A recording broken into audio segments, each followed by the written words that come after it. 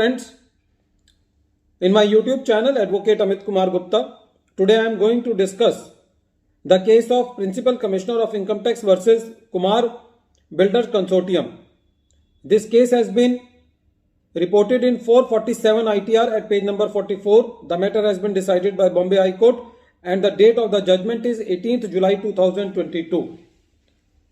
The moot point which is involved in this case is that whether any exemption where one or two conditions are breached a little bit, then whether in that case the whole exemption is to be denied or the exemption can be given to the assessee on the pro rata basis also. This was the main question involved in this case.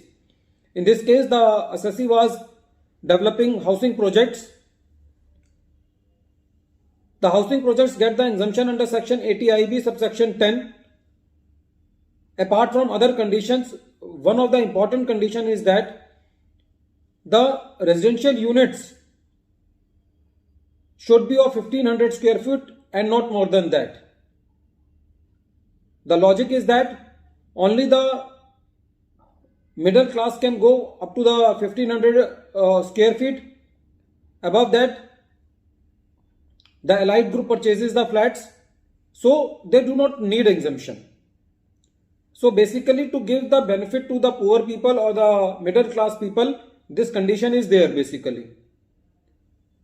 In this particular case, the assessee was complying with all other conditions except in some 2 or 3 residential units, all the flats were according to the condition of 1500 square feet, which is given by section 80 IB subsection 10. But there were some small breaches in respect of some residential units where the residential units were above 1500 square feet. But the assessing officer denied the whole exemption on the ground that there is no concept of any pro rata exemption. Once the assessee breaches the condition, the assessee comes out of the 80 IB subsection 10 exemption and AO disallowed the exemption under section 80 IB subsection 10.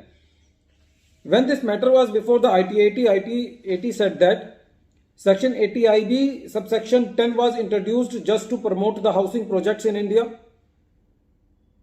There cannot be any injustice to the assessee only because of some small breaches by the assessee.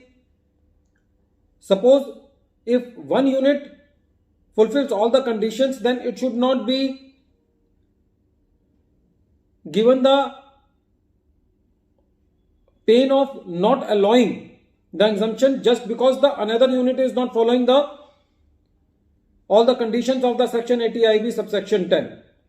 Meaning thereby that if 10 units are according to the limit of 1500 square feet and only 2 units are not according to the limit, so all those 10 units cannot be denied the exemption.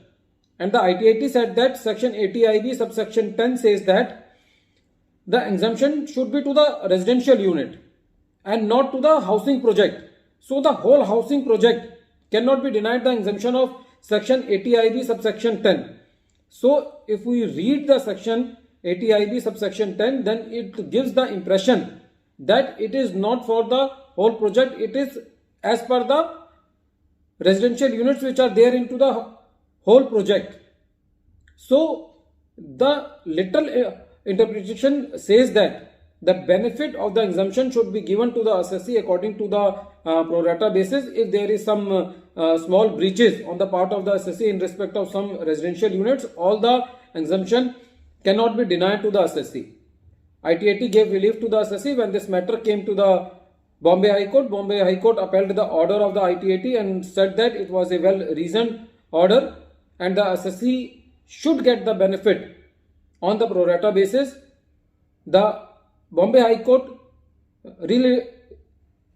reiterated the judgment of the IT and said that in this particular case, the assessee will get the benefit of section 80 IB subsection 10 and the AO was not justified in denying the benefit of exemption just because some units in the both the housing projects were exceeding the limit of 1500 square feet. So we can say that in income tax provisions, the exemption can also be allowed on the pro rata basis. At the end of this video, once again I am repeating the name of the case.